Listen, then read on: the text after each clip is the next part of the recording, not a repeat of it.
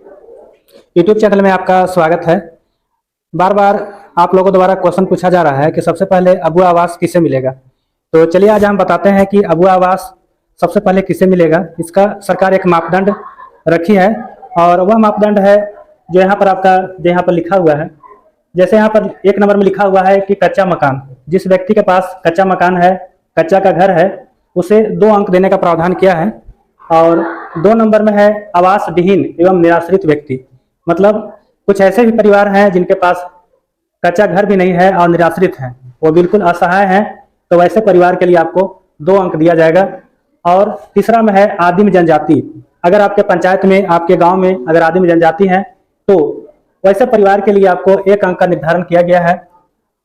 उसके बाद आगे है प्राकृतिक आपदा का शिकार परिवार।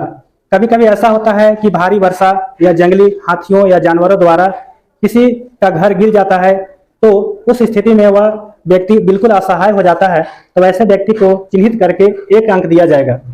उसके बाद आगे आते हैं 5 नंबर में। 5 नंबर में आपको है कानूनी तौर पर रिहा किए गए बंधुआ मजदूर। अगर वैसा व्यक्ति है जो किसी न्यायालय या किसी थाना में उसका ये होना चाहिए रिपोर्ट कि वह पहले बंधुआ मजदूर था, उसे पुलिस छुड़ा करके लाई है और उसका प्रमाण होना चाहिए, तो वैसे अगर परिवार है तो उसके लिए आपको 1 अंक निर्धारण किया गया है, उसका 1 अंक दिया जाएगा।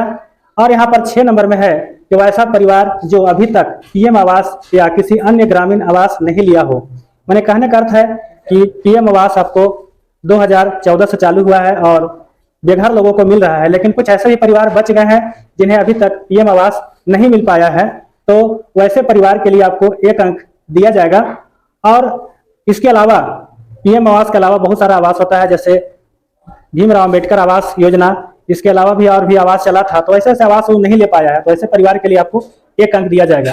तो जो भी इस पॉइंट में जो आ जाते हैं उसका इसी के आधार पर मेरिट बनेगा, उसका अंक बनेगा और उसका अबुआ आवास का जो प्रतीक्षा सूची बनेगी, अस्थायी प्रतीक्षा सूची बनेगी, उसमें है उसका मेरिट यही आधार रखा गया है।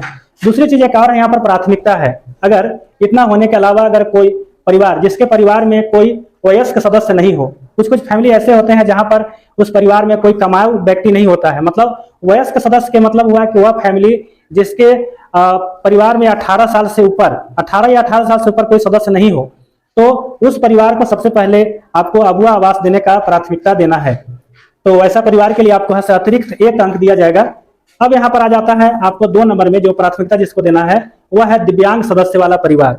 मतलब कुछ सदस्य जो अगर दिव्यांग हैं और वैसे परिवार में जो दिव्यांग होते हैं वो किसी प्रकार के वजह से वो काम नहीं कर पाते हैं, तो वैसे फैमिली के लिए भी आपको एक्स्ट्रा 1 अंक देने का प्रावधान किया गया है।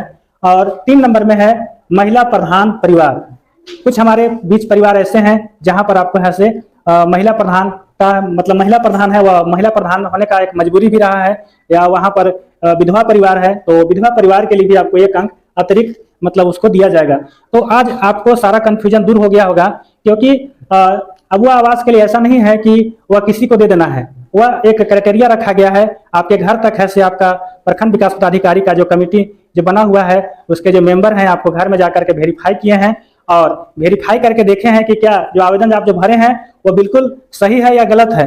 जब आप वेरीफाई जब हो गया होगा, आपको वेरीफाई होने के बाद उस सारे सूची को आपको ग्राम सभा में लाया गया, मतलब जो गांव स्तर पर जो ग्राम सभा हुआ वह जो भी आवेदन दिए हैं वह आपको योग्य हैं चाहे अयोग्य हैं, वो जो आवेदन दिए हैं उनका ग्राम सभा में लाया गया है। दूसरा चीज यह है कि एक विशेष ग्राम सभा आपको पंचायत स्तर पर हुआ।